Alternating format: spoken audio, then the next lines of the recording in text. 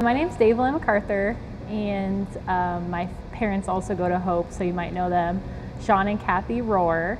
And I'm from Phoenix, moved here when I was young, but yeah, it's my husband, and I'm a financial analyst, so I work in corporate America. It's a good time. Yeah. And I'm Ian MacArthur, Davilyn's husband. And then I'm a Porsche mechanic, so that's what I do for a living. Yeah. So we actually went to the same high school, but didn't know each other. We didn't know each other at all. Yeah. Then we met at a mutual friend's Palestinian wedding. When she walked over, she cracked a joke at the table, and I just looked at her and I was like, I can marry this girl. And then sure enough, I did. Yeah. So I wouldn't leave that night without getting her phone number. So she tried to brush me off and was like, my phone's dead, and I was like, okay. But I got her phone number. Yeah. My parents moved our family here when I was young, and they're from the Midwest, so we left behind a lot of family. And so what that has meant is that the church has kind of replaced the family for us, and we were plugged in at church, and we were raised in the church, and it was just a great place to be. And through mentors and just community, I learned about God's love, what it meant to follow Jesus. I learned about what it meant to trust him. So I was a freshman, and a bunch of families came to Hope, and we were a part of that. We were family at this other church, and we all came to Hope, and just got plugged in with the youth group, and I loved what was being taught, and I just wanted to learn more. I wanted to learn, and it was a good place to learn.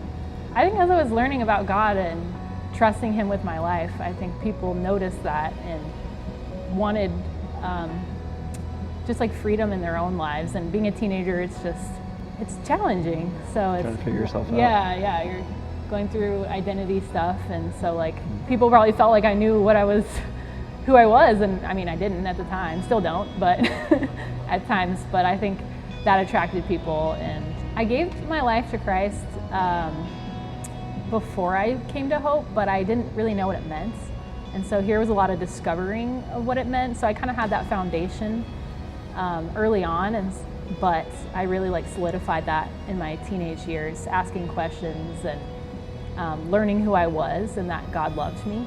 And that was pivotal for me. And I think it just solidified who I was, and that I wanted, and I made that decision to trust God with my life. But also I had so many people telling me who I was, and a community just influencing me and sharing truth about God with me.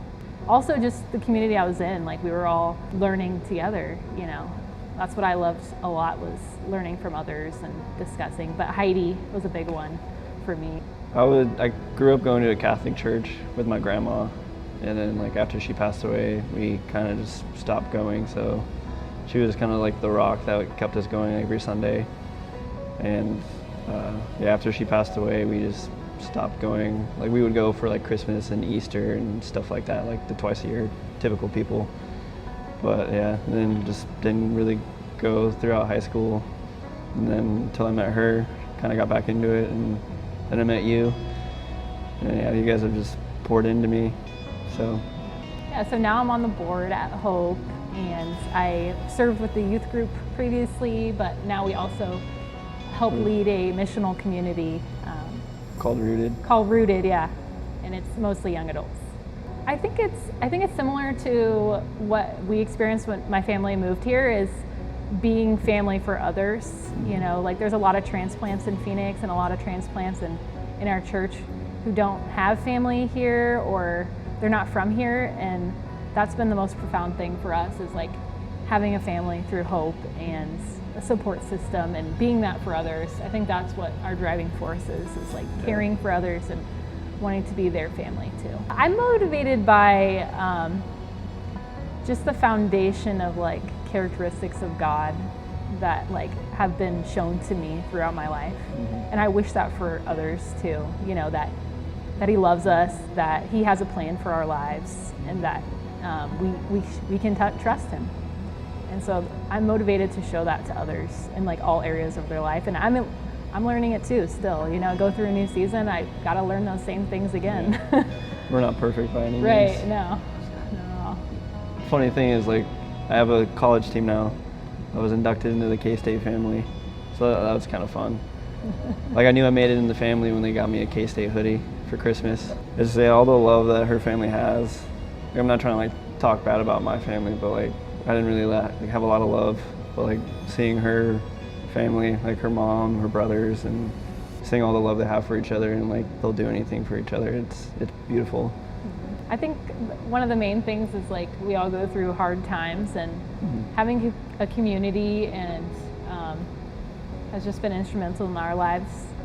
After my dad passed away, you were there like within like 10 minutes. It felt like you were there praying over us, and like it was just awesome to like feel that family from Hope. And then all of our group was like sending prayers to us, and like the community it was just a good feeling. Yeah, checking in on us. Yeah, making sure I was okay. Yeah. But yeah, it's also just like seeing the group grow, and then everyone like become like a family together in our group. It's like nice to just get together, and then like, I mean, sometimes we just sit around and just talk and catch up, and it's just great to see everyone get along and build that community. My best friend Maggie and I went on a trip in Asia for 7 months, and we just lived life together, and we just had like so many God situations on our trip, and like through that trip and just the experiences we had, like unexplainable. Like Maggie also came to know Christ, and it was just like really cool. And so she joined our Hope family and came to Seek, and really just reconnected with God.